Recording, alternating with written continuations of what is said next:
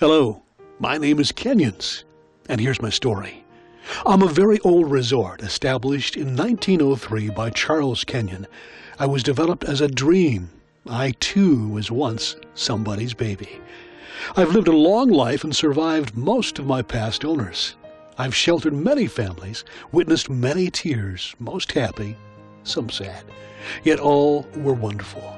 Those are the words penned in the diary of a northern Michigan landmark resort near a sleepy little village in northeast lower Michigan on a lake called Sage Lake. The diary, supposedly the words from the resort itself, can be found at www.kenyonshideout.com. Kenyon's is well known to generations who've patronized its rooms and dining area, many considering it a part of their family's past. To some, even a family member. It's a haven not only to vacationers, but also was the speakeasy of choice of the notorious Purple Gang. Secret passageways and underground tunnels still exist and are testimony to that. Some say Kenyon's Hideaway, as it's known today, is haunted by the past and its patrons. This historic Michigan location recently was in danger of demolition after the death of one of its owners. But a strange and unique and mysterious set of circumstances set in motion the salvation of the building. Barbara Goodboo, once a waitress at the Hideaway, was drawn back hundreds of miles to take over the operation. She bought the property, investing time and $1 million into its renovation. A renovation that brings it back reminiscent of its glory days. Those glory days, the fruit of a seed planted by hard work and nurtured by big dreams. Well, it started off as a cabin, a hunting cabin. And then in 1903 is when it actually went into business as a little lodging resort business. As a matter of fact, in the archives, I have something that's really cute. I have a certificate of deposit for $5.35 that they took to the bank in West Branch for their first week's taking for renting this out. This used to actually be a lodging camp at first. It owned 15 cottages on both sides. So you had like 7 on one, 8 on the other. This actually used to rent out the annex building on the side, which then accommodated 4 more family groups. And in the parking lot, there was another building that actually was the boathouse. So you could actually rent a boat here for 25 cents a day, and for another nickel, you could rent the motor. So that's kind of how Kenyon started out. It was founded by Charles Kenyon, who built it. He actually bought the land from a logging company after they had gotten done logging this whole entire area. What a lot of people don't realize is that there was a lot of tunnels through these areas. And they crisscrossed back and forth from the Graceland Ballroom. A lot of people are familiar with Graceland Ballroom. That was actually the home of the Purple Gang. And they actually lived, a lot of them, on this lake. And on this lake is where they actually raised their families. And this is kind of where they came and went from when they didn't want people to know who they were or what they were doing. So this was kind of like the hideout, which is where Kenyon's hideout comes from. So, and even this building, although it was built by Charles Kenyon's, we know that there is a lot of Purple Gang people and family members that helped erect the building and put it together when that time came, and the opposing little cabins and whatnot. And even on this lake, there's still an old mafia house that was built back in this time. And I think that just recently sold about 4 years ago. And that was right here on Sage Lake as well. We've got a lot of history here. We have a lot of history here. I'm not saying it's great history that we should all be proud of. I'm just saying it's history and we should know about it, you know. The cute thing here now is because you'll see people that'll come back and forth from Kenyon's, and they now will tell stories of things in the past. For example, we have one lady and her father used to be a chauffeur for the Purple Gang, you know, and she has stories to tell that she's never told before. We have a lot of women, grandmothers that you would not even imagine come here and tell you about how they used to make beer and booze in their own bathtubs and stuff.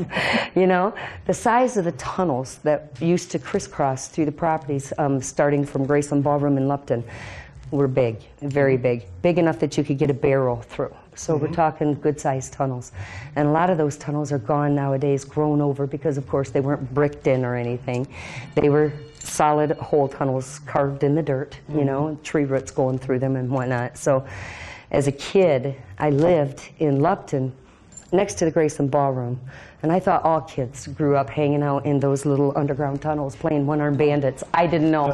Yeah. They actually had a couple of them still down there, and I remember old man Floyd, before he passed on, used to let me go and play down there as a kid. We used to mow his lawn and stuff. So back at that time, that's how naive I was. I always thought that these little old men over at Graceland Ballroom have some great stories to tell. You know, that's how naive I was. I didn't realize years later that I would own Kenyon's and actually be part of where the Purple Gang actually existed, and all that stuff was true. Well, how did you become the owner here? I mean, you've worked here before you were an owner, didn't you? Yes, I did for a very long time. I was one of Jimmy Jones's first employees, and I used to work for him for quite a while. I did bartending, waitress, upstairs, managed for a while. He married Jean Ann Jones, and she came into the picture, and they had 2 kids. However, we all remained really good friends, you know. So I would come and go back and forth from Florida. And in the summers, I'd come back up and work. And we always kind of knew that one day, if anything happened, I would be there, you know. I loved Kenyon's. Kenyon's is where I raised my first set of kids, and on this lake in this whole neighborhood.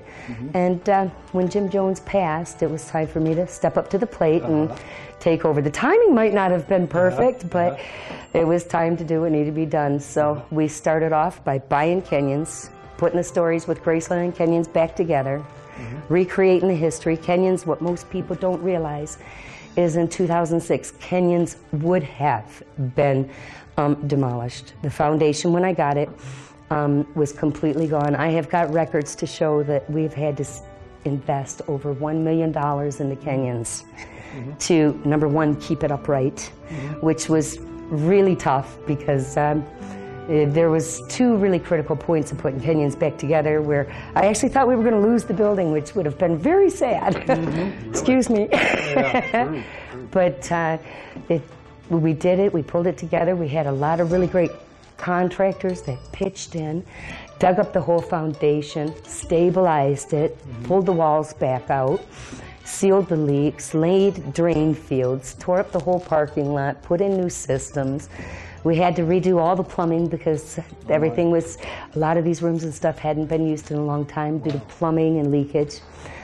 This ceiling had actually fallen in, so we had to go ahead and repair all of that.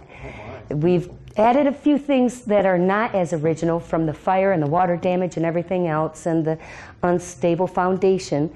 There's a few things that we actually did have to do, like these beams that you see running across the ceilings and running through this main dining room here are actually holding this building up. Oh my. Yes, they run all the way from top to bottom through this building, and there's several of them like that. We've disguised them as poles, but those really originally were not here. Oh my. Back in Kenyon's day, where you're looking at right now used to be a wide open screened-in porch area. This whole VIP lounge, we call this now the VIP lounge, which is where we have a stage and it goes all the way down to the fireplace, used to actually be a screened-in porch that actually went from all the way around this building, wrapped around the side, came up through the front of the building, went around the whole parking lot front entrance, and came in through where my kitchen stands now.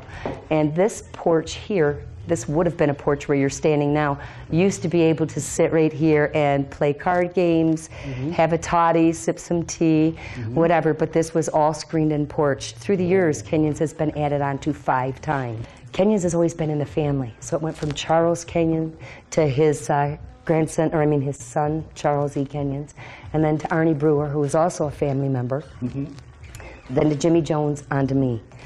But when Arnie Brewer owned it, the astonishing thing was one day he came down here and he said, "Barb, I have something for you I want you to see." I went over to his house to see what he had, and he pulled out this old wooden box. And this had so many cobwebs and stuff on it, and then he opened the lid.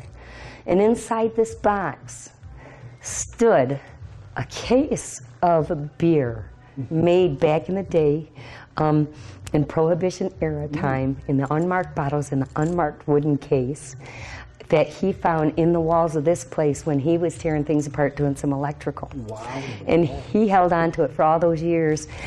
He just recently passed on, but he had given me this box. But what I am in the process of doing now is getting an airtight glass case made for it, a display case. You know, it's part of history. And I'm also going to do the same with the photo albums and some of the other stuff. When I'm done with Kenyon's, it will be a walking history book. That's my objective. Take it back to the past, turn it into a history book, and be able to share it with everybody, you know, because so many people just don't realize it exists.